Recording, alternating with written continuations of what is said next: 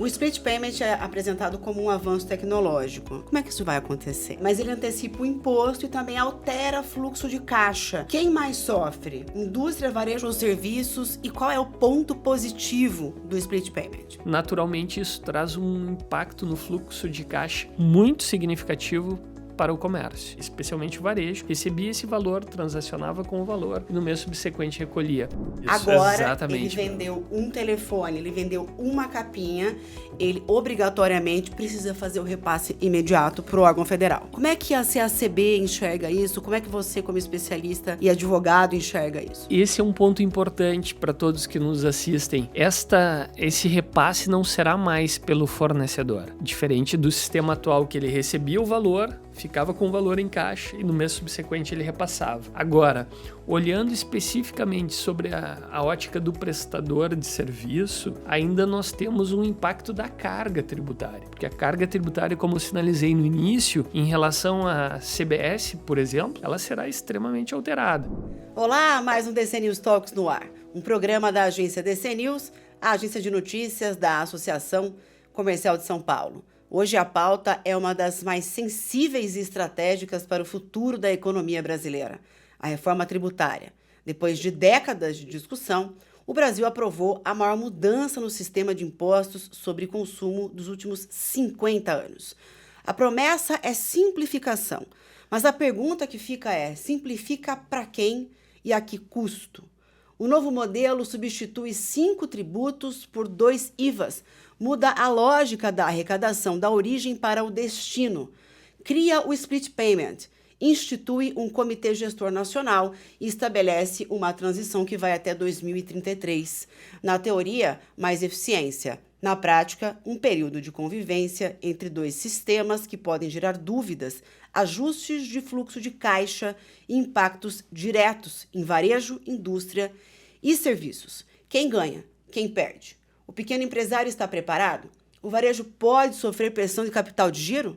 A indústria pode ser beneficiada? E a carga tributária real realmente ficará em 26,5%? Para analisar os impactos reais e não apenas o discurso oficial, eu recebo hoje Anderson Trautmann Cardoso, vice-presidente jurídico da Confederação Brasileira das Associações Comerciais e Empresariais do Brasil, a CACB. Anderson, obrigada pela presença. Obrigado a vocês pelo convite, Bruno. Uma grande satisfação, uma grande alegria estar com vocês. Que bom. Vamos lá, porque a pauta é grande. De fato. A gente começa com o primeiro bloco, que a gente quer explicar o que é que muda na prática. A reforma é mesmo transformadora? Então, a primeira pergunta é a seguinte. Você diz que a reforma não é meramente tributária, ela é estratégica. Você estava até falando em uma reforma muito tecnológica. Mas para o empresário médio, o que muda já em 2026, Anderson? 2026, Bruna, inicia um período de transição que vai até 2032. A reforma ela foi anunciada como uma reforma que extinguiria 5 tributos, que são os tributos que hoje incidem sobre consumo, né? Temos o ISS de competência dos municípios, ICMS de competência dos estados e o IPI de competência da União, que incidem sobre consumo no Brasil. É uma tripartição muito particular do nosso país. Em outros países há uma aglutinação em um IVA único, né? E somado a esses 3 tributos, nós temos ainda o PIS e a COFINS. Então, seriam 5 tributos que seriam extintos. A reforma real, aquela que foi resultante da emenda constitucional 132 de 2023, ela acabou não sendo tão ousada. Por quê? Nós teríamos um único tributo, um único IVA que foi partilhado em 2. Nós tivemos o IVA dual. Por uma falta de concordância entre estados e municípios em centralizar a arrecadação em um único tributo juntamente com a União, nós tivemos uma divisão e criamos um IVA dual que, na verdade, é o mesmo tributo, Bruna. E isso vai nos trazer, já está nos trazendo uma camada de complexidade além da necessária. Por quê? Porque nós teremos um mesmo tributo sendo cobrado por estados e municípios, pela primeira vez na história do Brasil, um tributo com competência compartilhada, que é o IBS, que substituirá o ICMS e ISSQN.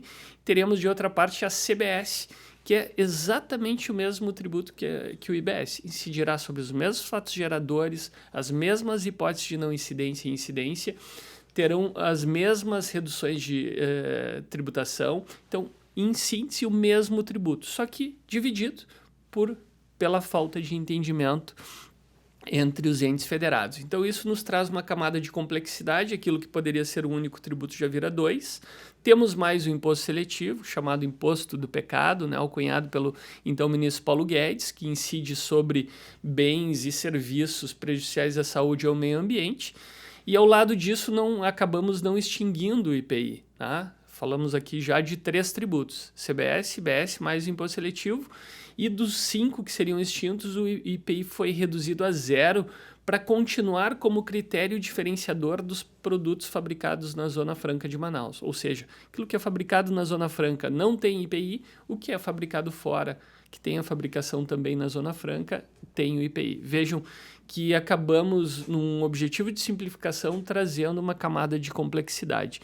Então, o que muda para o pequeno empreendedor já a partir de 2026? Uma adaptação de um primeiro momento da emissão dos documentos fiscais com o destaque de um adicional de 1% a todos os tributos incidentes hoje. Tá?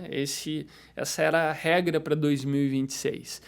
Com o destaque, não haveria necessidade do recolhimento do tributo. Então, é um caráter meramente informativo. A Bruna pode perguntar, os nossos ouvintes, a audiência pode perguntar, por que isso, se eu não vou recolher? É para o controle justamente do potencial de arrecadação dos novos tributos.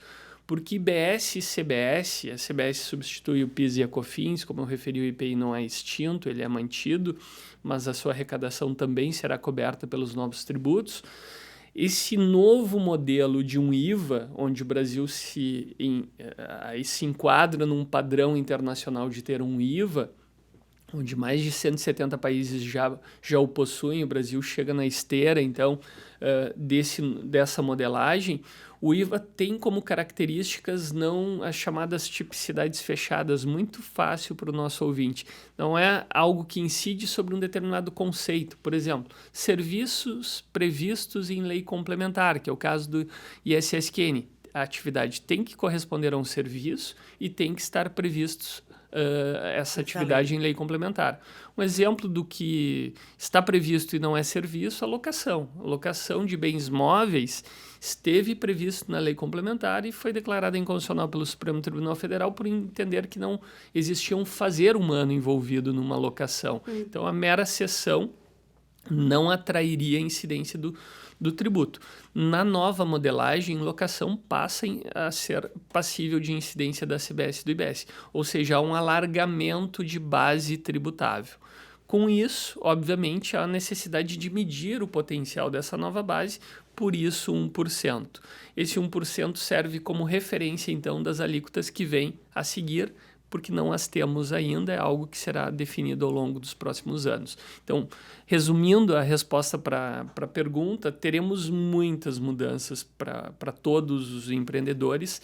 É uma mudança, por isso, na minha visão estratégica, de modelos de negócio, com extinção de incentivos fiscais, ampliação de base, tributação sobre atividades que hoje não são tributadas, com ajustes de preço, ajustes de cadeias logísticas, inclusive possibilidade de ajustes de estruturas societárias. Gerou muita polêmica, né? Inclusive a questão da Zona Franca de Manaus, as exceções que foram aplicadas, as não exceções que acabaram não entrando, enfim. Mas a gente tem aí um modelo já pronto e na prática mesmo, hoje, no dia de hoje, qual é a lição que o empresário precisa fazer? Falar com o contador dele? Falar com o advogado dele? Esse 1% já precisa estar discriminado hoje nessa nota? Quer dizer, nesse documento que ele reporta ou não? A partir de quando está valendo? Isso, pelas regras, desde o início, o objetivo era valer desde o dia 1º de janeiro de 2026, tá? Mas teve coisa que não aconteceu ainda. Exatamente. O que não aconteceu? Estamos tendo aqui, talvez por décadas, e aqui quem nos assiste sabe bem disso, por décadas se esperava uma reforma tributária e inclusive com os nossos clientes no escritório, tinha uma expectativa que ela não viesse desta vez. Mas há um contexto todo que enseja a necessidade desta mudança. Então, há um amadurecimento do debate no Congresso Nacional, porque viemos aí há 3 décadas já debatendo reforma tributária. Há uma necessidade econômica para o Brasil de impulsionar a sua competitividade. Esse impulsionamento depende de retirar essa pedra do sapato, né? Tirar esse custo. A complexidade do sistema tributário. Que é a complexidade e o custo inerente a esta complexidade. Não é só uma carga tributária elevada, como eu tenho um custo elevado para recolher uma carga tributária elevada. Mas a gente tem aí uma alíquota de referência, né, que foi colocada de 26,5%. Na prática, dizem que ela pode ser superior a isso. É verdade? Então, falávamos da transição e das obrigações. Nós não temos todo o contexto legal ainda definido. Legalmente, sim, temos a Constituição, a Emenda Constitucional 132 e as 2 leis complementares, Lei Complementar 214 e a 227, que ensejam toda a regulamentação necessária para a implementação da reforma. Mas nós temos, por exemplo, em nível legal ainda a pendência da legislação do imposto seletivo, que passará a ser cobrado no ano de 2027, e a ausência dos regulamentos que baseiam, inclusive, obrigações acessórias do IBS e da CBS. Não tendo regulamento, o que ocorreu? Como nós temos uma competência federal aqui da CBS, cujo regulamento será editado pela Receita Federal do Brasil, e uma competência compartilhada, como falei há pouco, do IBS entre estados e municípios, e por isso a necessidade de um comitê gestor, ou seja, eu preciso de uma união desses 2 entes para gerir, disciplinar esse tributo. Esses 2 regulamentos não foram editados. Então, eu não posso ainda exigir as obrigações acessórias, em que pese desde o início do ano haja já a obrigação do destaque do 1%, o detalhamento de como isso vai se dar em todos os ramos da economia, em todos os setores, ainda não está devidamente publicado. Dependemos desse regulamento. Por isso, houve um ato conjunto dessas 2 entidades, Receita Federal e Comitê Gestor, postergando para o primeiro dia útil do 4º mês subsequente à edição do regulamento a aplicação de penalidades pelo não destaque do 1%. Mas se não tem regulamento, como é que vai penalizar Isso, é o primeiro dia do 4º dia útil, o primeiro dia útil do 4º mês subsequente à edição do regulamento. Então, se espera o regulamento para agora, março, somente no 4º mês subsequente nós teremos a aplicação de penalidades. Perfeito. Então, o que tem ocorrido com os contribuintes? Os contribuintes têm buscado formalização, destaque na sua nota, alguns não têm nota.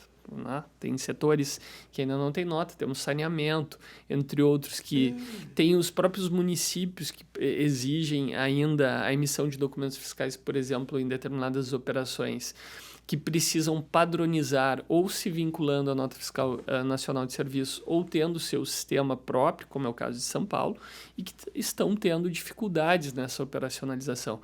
Então, hoje é um momento de o contribuinte, respondendo objetivamente a primeira pergunta, se voltar, assistir até o final primeiro desse DCNews Talks e depois, obviamente, conversar, aprofundar o conhecimento dos impactos no seu setor. Aqui é muito, muito importante, porque mesmo que se diga que a indústria vai ter vantagem, o setor de serviços será profundamente afetado. Há particularidades em determinados modelos de negócio que tornam, talvez, os impactos maiores ou menores. Então, é fundamental a avaliação, a partir de agora, desses impactos em cada modelo de negócio. É hora de fazer uma lição de casa ali, planejar, replanejar, rever modelo de negócio. Sem dúvida. Falar com advogado, falar com... O problema é que nem todo mundo tem esses acessos, né?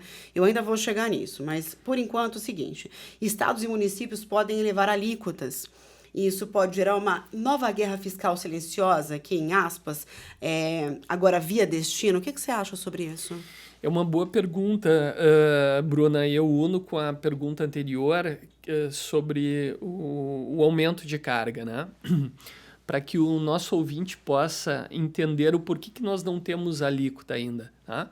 Então, se eu vou fazer a estimativa a partir desse 1%, eu vou verificar, há um objetivo de neutralidade da reforma. Desde o início, a reforma tende a ser neutra, não haver aumento de carga tributária.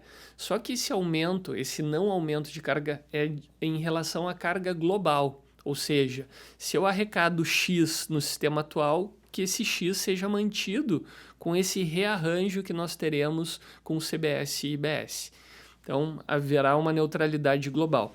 Agora, essa carga global, ela incide de maneira diferente no sistema atual do que incidirá no sistema futuro. O que eu quero dizer com isso? Eu vou olhar a arrecadação de PIS e COFINS, vou ter uma sinalização de qual a alíquota necessária na CBS para eu cobrir essa arrecadação. Só que nós temos aqui dois sistemas. Mas não fica parecendo um negócio aleatório, gente?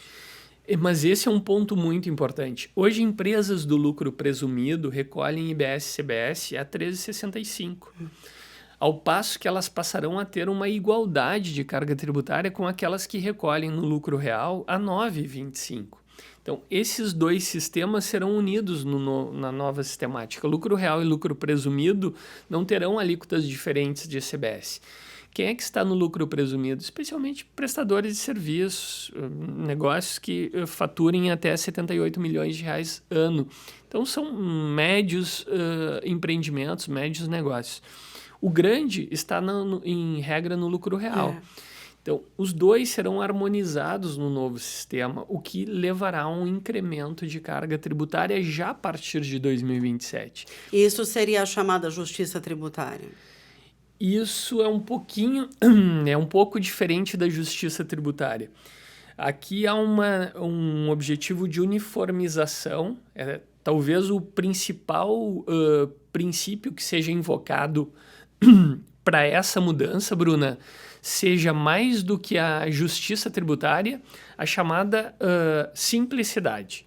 Porque quando eu tenho dois sistemas com alíquotas diferentes de acordo com o produto, serviço tem uma determinada carga, bens e mercadorias têm outra carga tributária, nós chegamos naquele sistema que permite que a sandália tenha uma tributação e o chinelo tenha outra. O protetor solar tem uma tributação, bronzeador tenha outra. E haja ajustes, haja uma disputa, uma discussão para que eu enquadre em um determinado patamar de alíquota que seja o mais favorável para a minha operação. Mas aí quem vai decidir isso é... Não, mas no momento que eu tenho uma única alíquota, uma única sistemática, eu trago simplicidade para o sistema mais do que a justiça tributária. Sim, mas o que eu estou querendo dizer é que, por enquanto, ninguém sabe realmente o quanto vai pagar. Porque é isso que a gente, pelo menos, escuta aqui dos próprios varejistas. Eles não têm ideia. Correto. Nem dos prestadores de serviço, nem dos que estão enquadrados no próprio Simples Nacional. Quer dizer, o Simples, inclusive o Simples nasceu dentro dessa casa, na Associação Comercial de São Paulo, foi encabeçado por grandes lideranças dessa casa, e é uma herança, é um legado muito grande que se deixa. E a própria CACB já se manifestou com preocupação à reforma tributária em relação ao Simples Nacional, acreditando que ela possa sufocar essas pessoas, esses empresários, essas PJs, enfim, todas essas CNPJs que estão enquadradas no Simples Nacional. Faz sentido? Faz todo sentido. Essa simplificação... ela é uma simplificação que ela virá num segundo momento, quando nós tivermos o sistema vigorando a pleno lá em 2033. Então, o primeiro alerta fica justamente em cima do que você falou e do que eu referi há pouco. A mudança, ela não ocorre definitivamente só em 2033. Até 2032, nós temos a migração, especialmente por conta do IBS. Mas uma mudança fundamental, que é a CBS, ela ocorrerá já em 2027. Então, um grande alerta, porque é um impacto muito sensível de incremento de carga tributária no ano de 2027. Um segundo elemento se refere a um dos pilares da reforma tributária, que é a não cumulatividade, que toca exatamente no ponto que você trouxe. Nós também, além da ampliação da base tributada, um outro elemento característico de um IVA é a não cumulatividade plena, ou seja, uma muito simples para aqueles que nos acompanham. Tudo aquilo que foi pago a título de tributos para a aquisição de insumos, na minha atividade produtiva, aquisição de máquinas e implementos, aquisição de todos os subsídios que eu preciso, energia elétrica, telecomunicações, tudo que tiver incidência do tributo, esse tributo é deduzido do tributo que eu devo na minha venda. Isso é não cumulatividade. Quem não vende? Quem só é Simples Nacional? Quem vende, quem não está numa cadeia produtiva, por exemplo, que vá... Porque aqui nós temos duas saídas, né? A pergunta é muito pertinente, Bruna, porque a saída que se dá no meio da cadeia, eu vou considerar esse crédito na venda. Aquele que vende para o consumidor final paga o valor global e não vai se creditar do tributo. Mas ainda assim, se for devido pelo elo que comercializa o bem ou mercadoria ou o serviço, ele terá uma obrigação, e depois talvez a gente tenha a oportunidade de falar sobre o split payment, mas ele terá também a oportunidade de deduzir. Esse crédito amplo e restrito faz com que o adquirente, dentro da cadeia produtiva, olhe para o seu fornecedor e diga assim: fornecedor, eu quero que você esteja regular, primeiro, quero que você recolha o seu tributo. Segundo, então preciso da nota. Segundo, eu quero o crédito o maior possível, porque o crédito ele se torna importante nessa cadeia. Alguém poderia perguntar, mas hoje não funciona assim? Não. Serviços, hoje a tributação é cumulativa pelo ISSQN, não tem essa dedução de crédito e débito. E ICMS nós temos uma série de limitações que acabam impactando esse direito ao crédito do que é pago na etapa subsequente. Então aqui, ao lado da simplicidade, nós temos um avanço enorme no novo sistema. O que ocorre em relação ao Simples? Uma pergunta muito importante. O Simples Nacional é um regime diferenciado e favorecido. E deveria ter entrado na reforma tributária? Não deveriam ter deixado ele quietinho? Ele já é um sistema simplificado de tributação. Mas como ele reúne os tributos que são modificados pela reforma tributária, e aqui podemos dar o exemplo do ICMS, do ISSQN, ele tem uma tributação reduzida que se enquadra de acordo com o patamar de faturamento da empresa.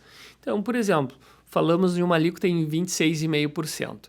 Se a alíquota do IBS e da CBS ficar, por exemplo, para um determinado patamar de faturamento em 8%, na venda ao cliente, o crédito que o cliente poderá tomar será tão somente desse percentual. Enquanto uma empresa do regime geral que venda para esse mesmo adquirente terá permitirá um crédito de 26,5%. Então veja, a Bruna vai lá contratar o Anderson, chega para o Anderson é optante pelo Simples Nacional, o Anderson, para o mesmo parecer, o Anderson permitirá de um mesmo valor, permitirá um crédito à Bruna, por exemplo, de 8%, enquanto um escritório do regime geral permitirá um crédito de 26,5%. O que a Bruna vai dizer, Anderson? Olha, seus serviços são maravilhosos, ótimo, mas o parecer semelhante, atende os mesmos objetivos, e eu 3 vezes mais o valor do crédito que eu tenho com uma empresa maior. Com uma empresa maior. Então, aqui eu preciso ou que você ajuste o preço. Por isso, Bruna, foi criado o sistema híbrido para o Simples Nacional, que permite a esse optante do Simples, no meu exemplo, o Anderson, que o Anderson saia do Simples em relação ao regime do IBS e da CBS e passe ao regime geral, gerando o crédito integral, então, à Bruna. Mas aí deixa de ser simples. Ele deixa de ser simples só em relação ao IBS e CBS. Em relação aos demais tributos, folha e renda, ele continua dentro do Simples Nacional com recolhimento único. Por isso, o chamado regime híbrido. Isso resolve um pouco. Resolve bem. Resolve bem, Bruna, sob o ponto de vista do custo e a possibilidade de nós mantermos a competitividade para essa empresa. Mas veja que o planejamento ele se torna muito mais profundo, os cálculos são diferentes, a empresa passa a ser impulsionada a ir para o regime geral. Tá? Ela já deu o primeiro passo para a ida para o regime geral. Porque então, o fato dela estar híbrida significa que ela pode entrar e sair? Pode entrar e sair. 2 vezes ao ano ela terá essa oportunidade. Ah, mas aí não resolve. Então, ela continua sufocada nos demais 10 meses do ano. Então, isso, nós trazemos uma complexidade adicional. É. Então, foi um pleito da CACB, nós conquistamos esse direito a crédito, mas gostaríamos que o crédito fosse amplo e restrito, como é no sistema atual. A empresa do Simples, quando vende para uma empresa do lucro real no sistema atual, gera o crédito integral de PIS e COFINS. Não terá o mesmo direito em relação à CBS. Então, nesse caso, é uma perda de competitividade trazida pela reforma tributária. E não vejo maneira de resolver isso nesse momento. Você acha que é possível ainda? Tem esperança de que isso seja revisto de alguma maneira ou não? Tem propostas de emenda à Constituição, porque passa aqui, mais uma vez, pela reforma que foi feita lá atrás, que prevê essa sistemática, mas eu diria que é algo que não se avizinha para um desfecho tão logo. Tá? Estamos maturando a reforma tributária, o Congresso Nacional olha já como uma reforma definida na Lei Complementar 227, e essa é uma mudança que necessitaria uma alteração da Constituição. Então, continuaremos trabalhando, sim, por essa mudança, mas não estimo que seja algo para 2026. Que pena, porque realmente as previsões não são nada positivas para o pessoal do Simples Nacional. Isso realmente tira totalmente a competitividade em relação ao mercado como um todo. O split payment é apresentado como um avanço tecnológico. Como é que isso vai acontecer? Mas ele antecipa o imposto e também altera fluxo de caixa. Quem mais sofre? Indústria, varejo ou serviços? E qual é o ponto positivo do split payment? Qual setor mais sofre? Bom, o split payment é um mecanismo que contribui com o avanço da não cumulatividade que nós abordamos há pouco. Por quê? No sistema atual, esse crédito ele é vinculado com o destaque da nota. Eu destaco o tributo na nota fiscal. Nos Estados Unidos é assim, você pega lá, você compra um negócio e fica ali destacado o que é o quê. Imposto isso, sei que lá, e fica retido na nota já informado para você. Isso, mas a não cumulatividade pressupõe que esse crédito destacado tem uma etapa subsequente onde a empresa, por exemplo, que recebeu o vidro para fazer o copo, ela vai se creditar desse valor, vai lançar na sua escrita fiscal o crédito relativo à compra do vidro para deduzir na venda do copo. Eu lanço tudo que vem nas notas fiscais dos meus insumos na minha escrita fiscal para que eu possa deduzir meramente com a nota. O que muda, Bruna, e é fundamental nessa alteração que impacta no split payment? Não é mais a emissão da nota que vai ser o vinculador do crédito, mas o pagamento do tributo, seja pelo adquirente, que é uma mudança que se traz na estrutura, seja pelo fornecedor. A regra hoje é pelo fornecedor, mas eu terei o direito a crédito amplo e restrito de tudo aquilo que for pago a título do tributo. Então, eu tenho 2 hipóteses em que eu sou responsável pela garantia desse crédito. A primeira hipótese, Bruna, é eu dizer o seguinte: no fornecimento do vidro, eu não quero que o fornecedor recolha o tributo IBS e a CBS incidentes. Eu quero que o Anderson recolha, porque aí eu tenho a garantia de que quando eu pagar, eu já vou ter o crédito. Porque se eu deixo na mão do fornecedor, se o fornecedor não pagar, eu não terei direito a crédito. Sim. E a segunda hipótese cai justamente no split payment. A segunda hipótese é a split payment na operação, que é algo que está sendo implementado. Nós até conversamos um pouco antes da estrutura necessária e, por isso, uma reforma tributária tecnológica, ou seja, eu passo a acompanhar todas as liquidações financeiras das operações de compra e venda, vinculado com o documento fiscal, a nota fiscal. Então, eu tenho um ID lá nessa nota fiscal que foi emitida. Quando o Anderson for pagar esse insumo, que é o vidro, haverá um split, uma divisão desse pagamento. O fornecedor receberá o valor exclusivamente relativo ao vidro, e o valor relativo à CBS ou IBS irão diretamente para a Receita Federal do Brasil e para o Comitê Gestor do IBS, diretamente. Então, o fornecedor não terá mais esse recurso à sua disposição para transacionar durante todo o mês e recolher somente no mês subsequente. Naturalmente, isso traz um impacto no fluxo de caixa muito significativo para o comércio, tá? Que recebia, especialmente o varejo, recebia esse valor, transacionava com o valor e no mês subsequente recolhia. Vendi um celular. Vamos fazer um exemplo Vamos prático, lá. porque a reforma tributária, eu acho que quem nos assiste, se o pessoal aí é comerciante, varejista, esse tipo de coisa, muitas vezes as falas dos especialistas ficam num campo muito técnico e falta, acho que, praticidade de entendimento. Vendi um celular. Passei na maquininha, a pessoa foi lá, pagou. Como é que funciona? Ele paga esse valor desse tributo, ele imediatamente vai para a conta do governo?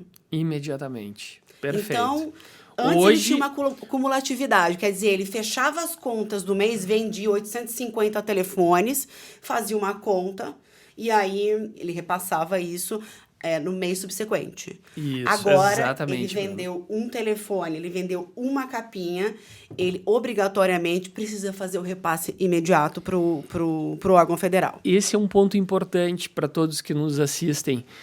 Esse repasse não será mais pelo fornecedor. Diferente do sistema atual, que ele recebia o valor, ficava com o valor em caixa e no mês subsequente ele repassava.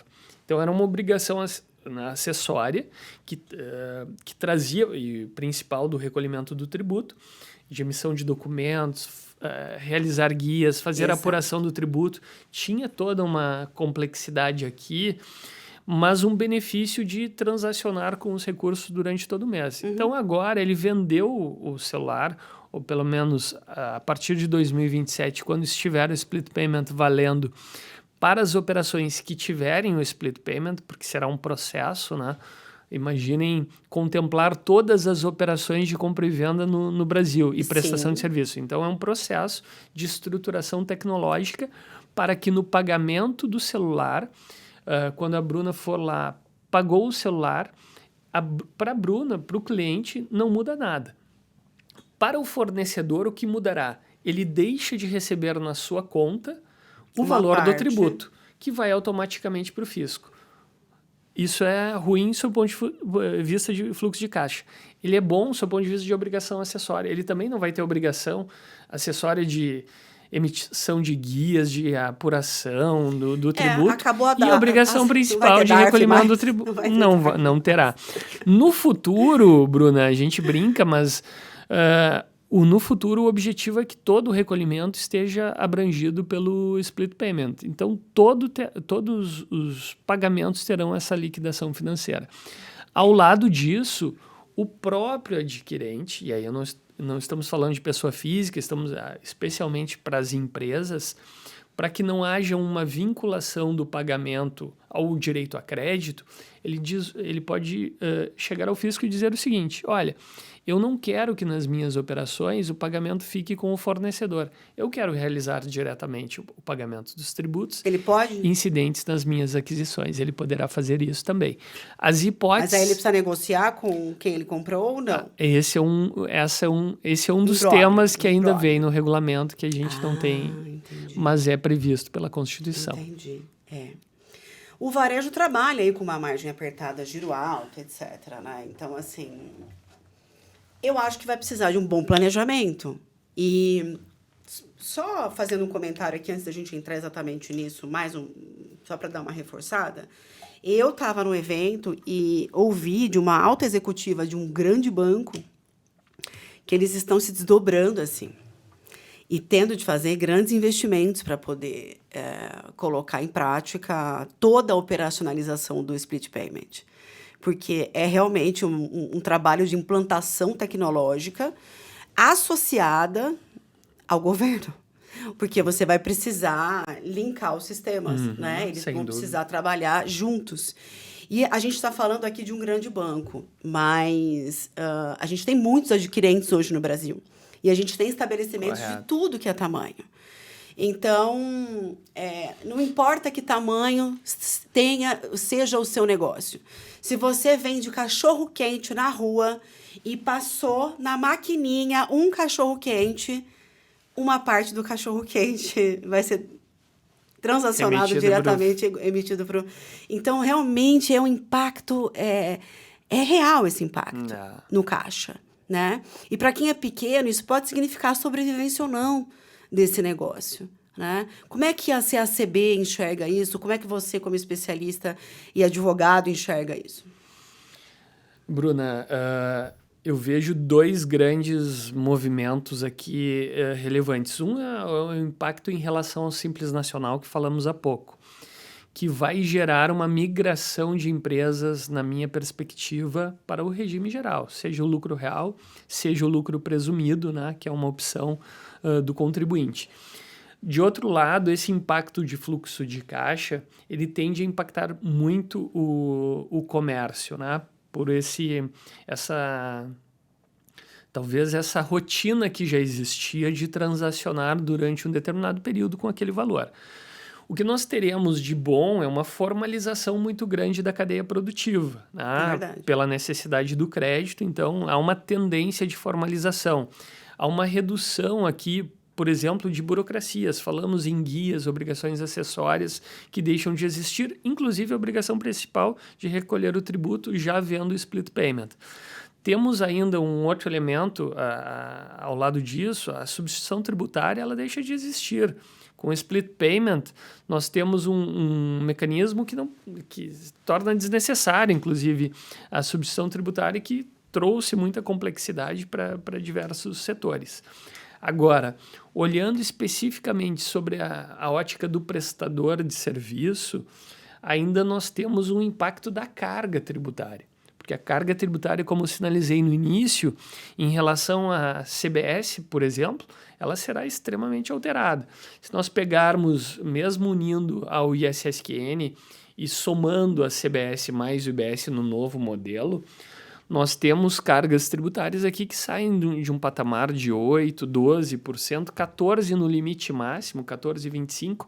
Se pegar uma empresa do lucro real que recolhe PIS e COFINS a 9,25, somar a alíquota máxima do ISS, que é 5%, eu chego em 14,25%. Eu posso ir a 26%. Alguém poderia dizer, sim, Anderson, mas você acabou de falar que o crédito é amplo e restrito. Exato, mas o setor de serviços tem pouquíssimos créditos. Então, há uma tendência aqui, Bruna, e eu saúdo mais uma vez a iniciativa da DC News e da Associação Comercial de São Paulo, de trazer à tona esse debate, porque não é um debate que vai ocorrer com impacto somente em 2032, não, é algo que vem lá na frente. Não, algo que em 2027, nós estamos falando aqui de empresas do Simples Nacional, empresas de comércio, empresas de serviço que sofrerão um impacto extremamente relevante já a partir do ano que vem. Então, a nossa perspectiva é, teremos uma reforma que traz muitos avanços, não é a reforma ideal, muito longe, e tem inúmeros desafios. Alguns passíveis de correção ainda, falamos do Simples Nacional, estamos batalhando nesse sentido, mas outros que a própria modelagem, como é o setor de serviços, impede algum ajuste imediato. Nós teremos que ainda verificar os impactos para ver se algum ajuste na legislação relativa à reforma é possível. Mas o que é inequívoco é que nós teremos um período de transição com muita complexidade adicional ao sistema atual, porque será uma convivência dos dois sistemas. Triste, porque fica, por um lado, parecendo que a reforma foi feita para atender a determinado setor, e, por outro lado, penalizando aí o pequeno, né? Então, eu queria uma opinião sua bem real. A gente está falando de risco real de mortalidade dos pequenos negócios e do próprio Simples Nacional? O ponto que falamos no início, que a reforma tributária é estratégica, eu acho que é fundamental para responder essa pergunta. Teremos desafios imensos e teremos muitas oportunidades.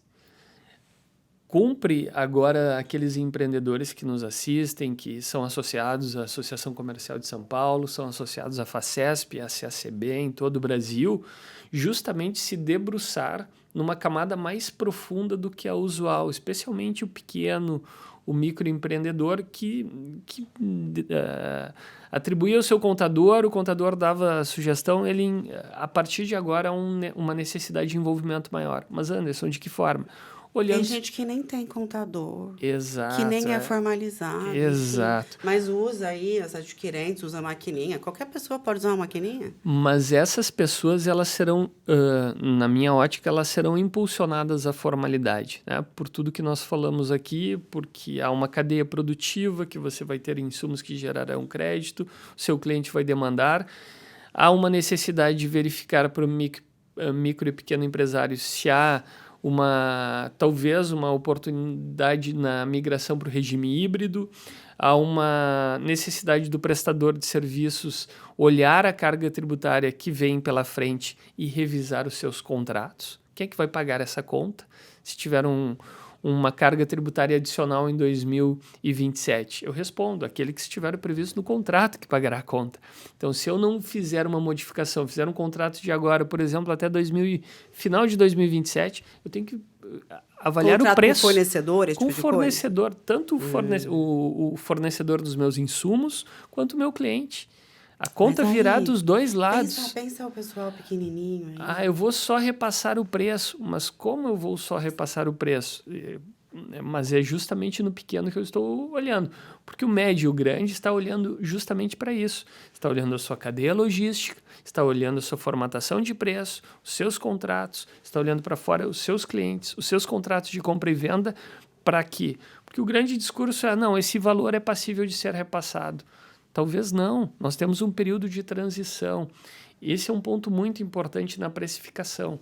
Durante o período de transição, nós teremos PIS e COFINS extintos em 2027 e depois a convivência de ISS e ISSQN com IBS e CBS. Então, a possibilidade de nós termos preços que eu tenha a cobrança do IBS e da CBS junto com o ISS ou o ICMS. Essa convivência vai ser tumultuada. O ajuste de precificação aqui ele é fundamental, Bruno. Agora, você fala ajuste de precificação, eu chamaria de aumento de preço. Possível aumento de preço. Eu acho que existe uma tendência aí de reprecificação, claro, isso ficou muito claro nas suas explicações. O setor de serviços provavelmente vai repassar, porque dependendo do estado que ele está, realmente o valor pode mais que dobrar. Não sabemos até onde pode chegar exatamente ainda, porque, como você mesmo diz, ainda faltam alguns regulamentos, a gente não tem a ideia real. Mas eu vejo tá dissonante a coisa. Então, está impactando diferentemente para pequeno e micro, para o médio, para o grande, e aí fica parecendo, aí eu vou defender o pequeno, que é a base da pirâmide, que é a grande maioria, que é a massa, que é quem move a economia, que a reforma não foi feita pensando no pequeno. Ela pode ter sido pensada para avançar em termos tecnológicos, realmente, a gente estava ultrapassado, realmente precisa fazer readequações, realmente precisa unificar impostos, a gente precisa estar em pé de igualdade com países mais desenvolvidos e não olhando para países mais emergentes do que nós. Perfeito. Porém, na prática, isso sugere que a gente vai sofrer reprecificações e algumas empresas provavelmente não vão aguentar esse tranco. Então, o que você pensa? Eu vejo que esta mudança trará e nós falamos numa pergunta anterior e acabamos não aprofundando, uma readequação da matriz produtiva do Brasil.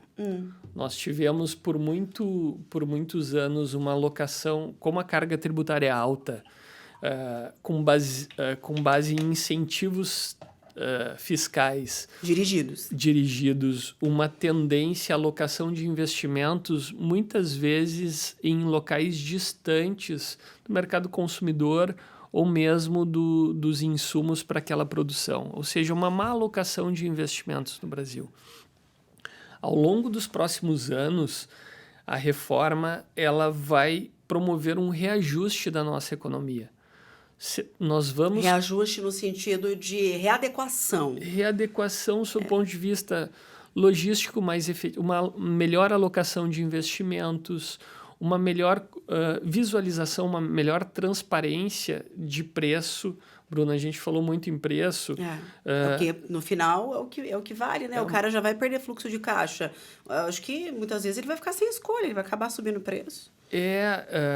Aqui, com a extinção do PIS e COFINS, se você, aqui entrando um pouco no tema precificação, com a extinção do PIS e COFINS, se você tinha um preço com PIS e COFINS contemplado, você tira ali 13,65, enfim, de acordo com o seu enquadramento no lucro real presumido, um percentual diferente, mas você tira uma parte do preço. Então, você ganhou um espaço. Ao lado disso, você tem mais o IBS e a CBS. Aí, por isso que isso vai variar muito de modelo de negócio para modelo de negócio. Você pode ter um espaço, inclusive, para reduzir o preço, mas vai depender muito do setor e da cadeia. Se eu tiver uma possibilidade de repassar os 26,5%, que é aumento de preço, efetivamente nós teremos aqui uma inflação de serviços, né? Ou uma redução de margens em outros setores que eu não consigo repassar o valor como um todo. Então, essa readequação econômica ela vai se dar ao longo do tempo, especialmente baseada em quê? Em mercado. Né, Bruna? É o mercado que vai se acomodar com essa readequação. Há uma tendência aqui em um incentivo, numa otimização de alocação de investimentos na indústria. Então, sim, há uma possibilidade de nós termos uma determinada mobilidade, porque a gente sabe que indústria não é um serviço que sai de um lugar para outro muito facilmente, mas há um potencial de termos uma mudança com realocação de indústrias, saindo de um ponto, indo para outro. Com investimentos mais centralizados. O setor de serviços readequando margens e o setor de comércio aí olhando uma nova sistemática, talvez, de operação. Por isso que é a estratégia de negócio. Esse todo, né, o grande problema que nós temos aqui é nós não estamos saindo, não é uma mudança automática. Isso tem um sentido. Tem incentivos fiscais relacionados ao ICMS que vão até 2032 e eles precisam ser extintos primeiro para depois haver uma realocação. Então, o ICMS é o grande determinante aqui de nós termos uma prolongação desta transição. Mas, durante esse período, nós teremos um incremento de burocracia que eu não diria, como você fez a pergunta, né, trazendo esse questionamento, eu não diria que propriamente há uma tendência de extinção, mas sim uma reacomodação muito grande. Nós veremos de empresas. Tá. Eu vejo uma mudança muito grande talvez nos modelos de negócio como eles existem hoje. Porque sendo a carga tributária muito impactante, vai haver naturalmente uma mudança.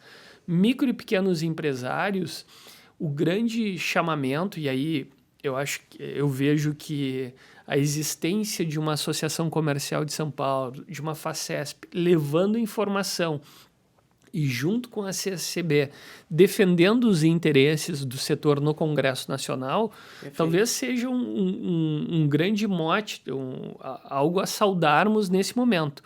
Porque foi esse movimento que possibilitou, no ambiente democrático, que houvesse ainda ajustes no texto, porque originalmente, como eu referi, ele sequer permitiria o direito a crédito no fornecimento por empresas do Simples Nacional, o que foi garantido graças à atuação de todo o nosso sistema. Maravilhoso. Você acha que a reforma pode estimular a reindustrialização ou isso depende de outras reformas necessárias estruturais no país? Eu acredito que, passado o período de transição, nós teremos um sistema mais simples, mais transparente, não vai haver incidência de tributo sobre tributo. A alíquota de 25%, que é aqueles que nos nos assistem aqui do ICMS, que na verdade é 33%, porque ele incide sobre ele mesmo, deixa de existir. Há uma visualização com isso, Bruna, da otimização da produtividade interna de cada empresa. Quando eu for comprar o smartphone de 2 fornecedores, for comprar o copo, for comprar o microfone, o microcomputador, o preço será o preço resultante da capacidade produtiva daquela empresa. Ah, legal. Porque eu não tenho mais um incentivo fiscal, eu não tenho um diferenciador de alíquotas de um determinado insumo, porque a alíquota passa a ser a mesma para todos os produtos. Ela passa a ser única, sendo serviço, sendo produto, independente do produto, óbvio, com algumas exceções de redução, como falamos anteriormente, mas que são excepcionais, são poucas. E a alíquota, sendo única, quando eu olhar o preço, é a produtividade interna daquela empresa, a eficiência que ela traz para o seu preço. Porque o preço depois é plus tax. O tax vem depois, se soma ao preço do produto, semelhante ao que ocorre hoje com quem nos assiste numa compra virtual. Vai lá, coloco o CEP depois e o CEP adiciona um valor que é variável. Da mesma forma, o valor é fixo do produto, mas temos a alíquota que é variável, e você perguntou antes sobre o destino. Ela é variável justamente, exclusivamente, em relação ao destino. Porque se mantém a competência dos entes federados, aí a União, todo o país, a CBS é a mesma, mas o IBS ele é composto por uma parcela de competência dos estados e uma parcela de competência do município. Então, hoje se estima em torno de 10% a 12% a CBS, em torno de 12% a 14% o IBS parcela Estado, em torno de 2% a parcela município, chegamos então em torno de 26%. O que vai ser definidor nisso? O potencial de arrecadação, porque o teto são os 26,5% que corresponderiam à carga tributária atual. Se excedermos, terá esse teto efetivo ou é de referência? Sim. É um teto de referência. Porque todas as alíquotas, o Senado Federal sinalizará e digitará resoluções com as alíquotas de referência para a CBS, para a União, para a IBS parcela Estado e para o IBS parcela município. Só que cabe a cada ente federado, diante da autonomia desses entes, estabelecer uma lei definindo a sua correspondente alíquota. Então, por mais que o Senado estabeleça essas referências chegando em 26,5%, nós podemos, São Paulo pode dizer o seguinte, olha, 2 é a referência, mas eu entendo que eu preciso de uma infraestrutura mais robusta e vou, no município de São Paulo, ter a alíquota de 2,5%. Todos aqueles que estiverem consumindo produtos em São Paulo terão que pagar essa esse adicional dos 2,5%, que é o que foi definido no estado de São Paulo. Aí no vem a município, próxima né? do Mas município o do estado, que também poderá ser diferente. Exato. Se for maior, digamos, a alíquota de referência é 14, ficar 14,5%, nós teremos... Então, município e estado vão definir as suas referências. Isso. Tá, então a gente pode realmente ter, inclusive, não tem uma alíquota muito maior do que o estado de Minas Gerais. Eu prevejo muita polêmica pela frente. E aí, eu acho que o que vale muito é pensar nessa... A gente até falou sobre isso, né? Sobre possibilidade de mudanças de realocação de indústrias, né? Porque a gente tem... É muito dispare hoje, né? O volume e a referência de impostos nos nossos diferentes estados. Não se paga um imposto estadual igual aqui, como se paga no Paraná ou como se paga em algumas regiões do Nordeste, por exemplo, que são super competitivas e acabaram levando muitas indústrias para lá, né? No Norte também temos exemplos disso. Então, acho que tem uma boa... Aí vai ter muita água para passar debaixo dessa ponte. Esse é um ponto importante, Bruna, porque nós temos... Por que encerra por que vai haver essa realocação? Primeiro, porque encerra a guerra fiscal. Não existem mais incentivos fiscais nos novos tributos. As únicas a alíquota é única, salvas as reduções já previstas na Constituição. Mas você acredita no fim dos subsídios? acabaram incentivos fiscais vinculados a tributos, acabam. Tá. Nós podemos ter incentivos financeiros, uma linha de financiamento, isso é possível. Mas no âmbito dos tributos sobre consumo, como ocorre hoje com o ICMS, como ocorre com o IPI, entre outros, acabam incentivos fiscais. Eles se encerram. Tá. Os novos... na nova sistemática, a tributação sendo no destino, eu também não consigo atrair uma indústria para o estado de São Paulo, porque o mercado consumidor não estará aqui.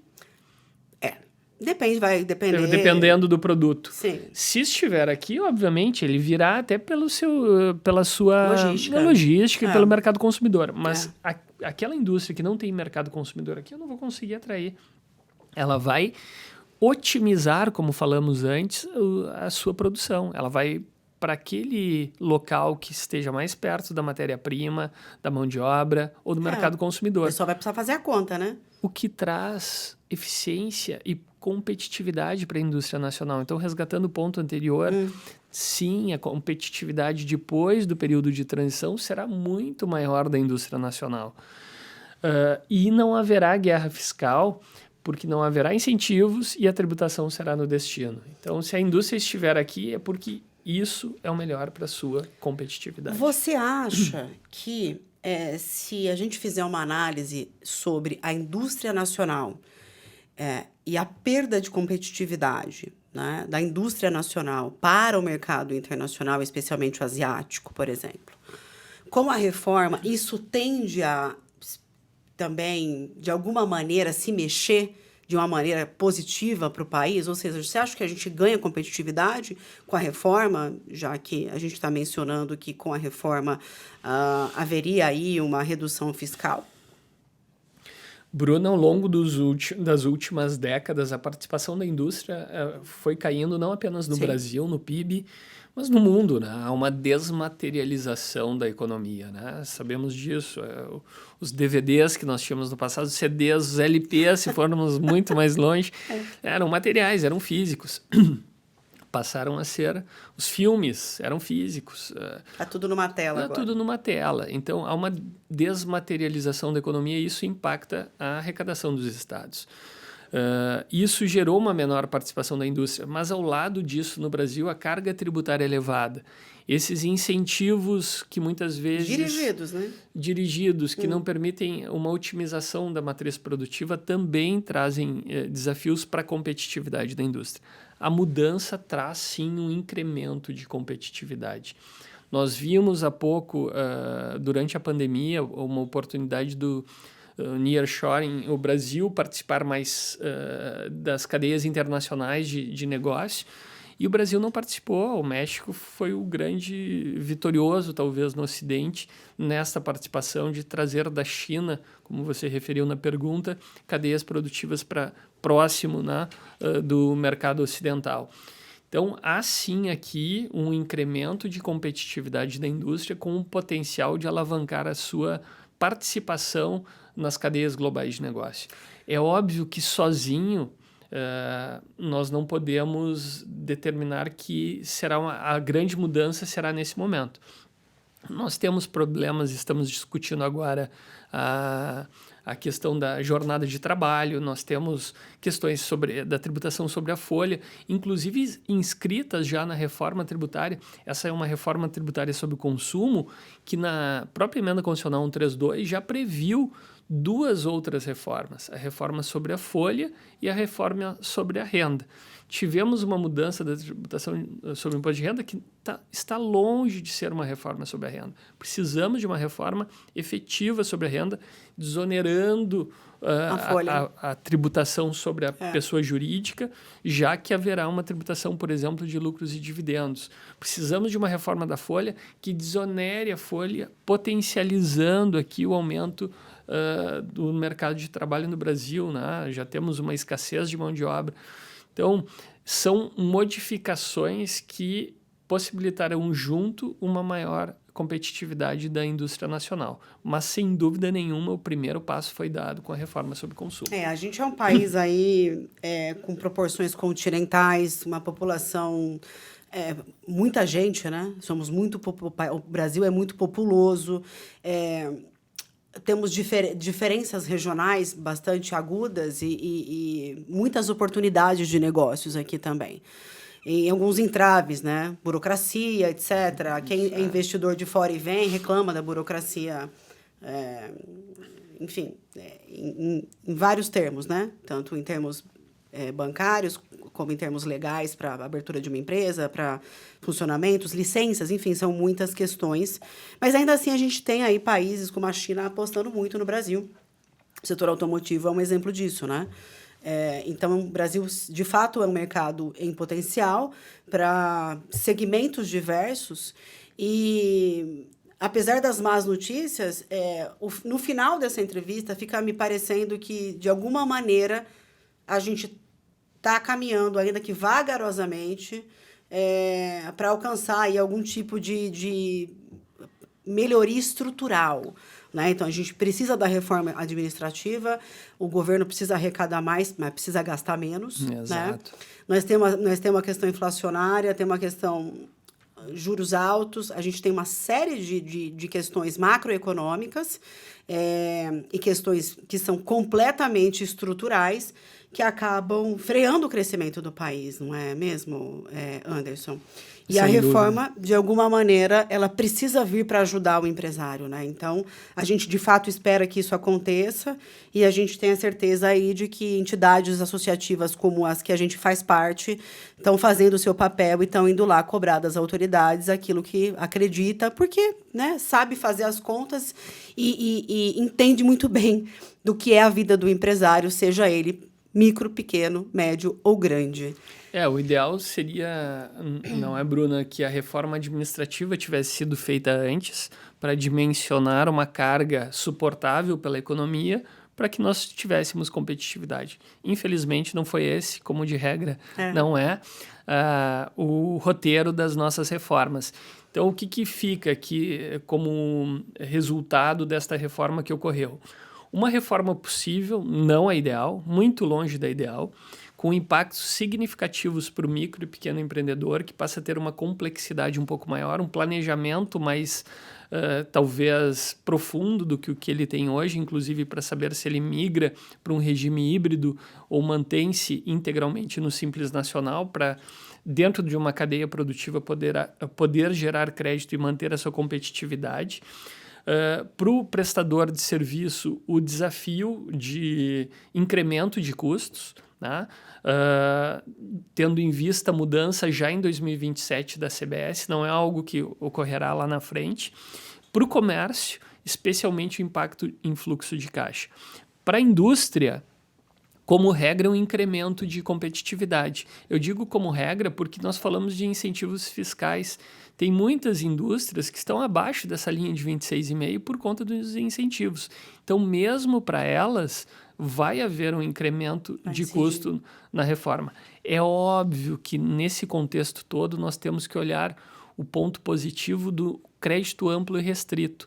Todo esse cálculo tem que levar em conta uma mudança daquilo que eu passo a ter direito a crédito, o que impacta muito a indústria e deve contribuir mesmo nessas que estão abaixo do patamar de 26,5%, que se estima seja a carga final, uma possibilidade de também incrementar a sua competitividade.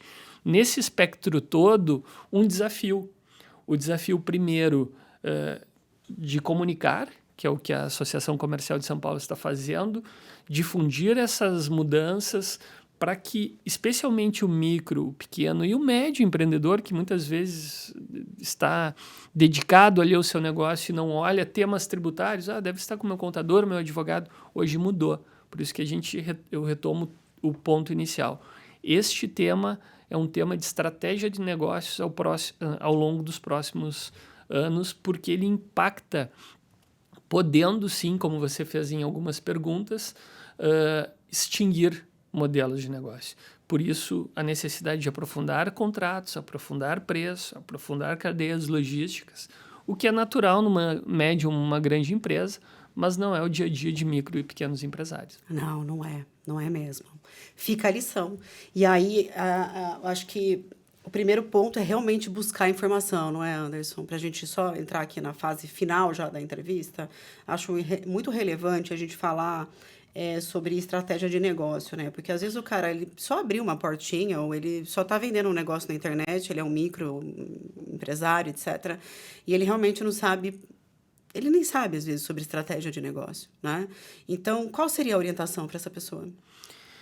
Orientação é, primeiro, procurar o seu contador, o seu advogado, esclarecer de que forma o seu modelo de negócio será impactado, para olhar, mais uma vez, olhar para fornecedores em relação a custos, em relação à formalização da cadeia produtiva, porque se é uma empresa que, obviamente, compra para uma revenda, ela terá necessidade de crédito, então a formalização é fundamental. A precificação, olhar contratos com o seu fornecedor. Quando vier a mudança da CBS, quem pagará a conta? Pagará a conta aquele que estiver previsto no contrato que pagará a conta. Então, revisar os seus contratos, as suas cadeias logísticas, talvez um fornecedor mais próximo, justamente por essas mudanças, seja mais adequado e seja oportunidade de se fazer essa revisão. E nas vendas para o seu mercado consumidor, mais uma vez, olhar se é do simples, olhar especialmente regime híbrido, se é prestador de serviços, se debruçar sobre a formação de preços, sobre contratos, sobre o seu público-alvo, né? Porque na medida em que vai haver uma mudança, ou pode haver uma mudança de acordo com as alíquotas do destino, o que teremos em relação à CBS já em 2027, como falamos, mas o IBS ele continua sendo cobrado 0,1% ao longo de 2027, então teremos CBS e IBS, 28 também, e em 29 ele sobe para 10% da parcela do tributo que é recolhido pelo contribuinte. Se for ISSQN, do ISSQN, se for ICMS, 10% dessa parcela é recolhido a título do IBS. Então, por isso que se diz que será neutra a reforma, porque não haverá aumento de carga em relação aos tributos extintos. Mas, mais uma vez, dentro dos setores teremos impactos extremamente diferentes. Setor de serviços sendo muito afetado, e aqui a gente pode dar um exemplo de um setor que é transversal, que é tecnologia, que fica na base, não fica nos 14,25%, fica nos 13,65% de PIS e COFINS mais 2%, 5,65%, e vai migrar lá para os 26%. E é um setor transversal. E vai aumentar a conta de telefone. Que vai aumentar a serviços de tecnologia em geral para toda a cadeia produtiva. Meu Deus do céu. Então vejam, insumos de uma forma impactante, clientes que vão demandar ajustes. Então, é uma mudança onde a estratégia, mais uma vez, está como elo principal. Então, respondendo objetivamente a pergunta para aquele que nos assiste, volte ao seu contador, consulte seu advogado, olhe o seu modelo de negócio e veja, sim, os diversos riscos, mas também as oportunidades que surgem a partir dessa mudança. Anderson, quero agradecer muito sua presença aqui. Eu acho que a entrevista ficou esclarecedora. A gente estourou um pouquinho, mas a gente conseguiu, acho que, cobrir toda a pauta. O que você acha? Eu que agradeço, uma belíssima oportunidade de conversar com o público do DC News, aprofundar um tema que é tão relevante, que vai trazer impactos para a sociedade brasileira como um todo ao longo dos próximos anos, e especialmente para o empreendedor que move esse país. Então, muito obrigado pela oportunidade. Obrigada, eu que agradeço. Termina aqui mais um episódio do DC News Talks. Obrigada pela sua audiência e até o próximo programa.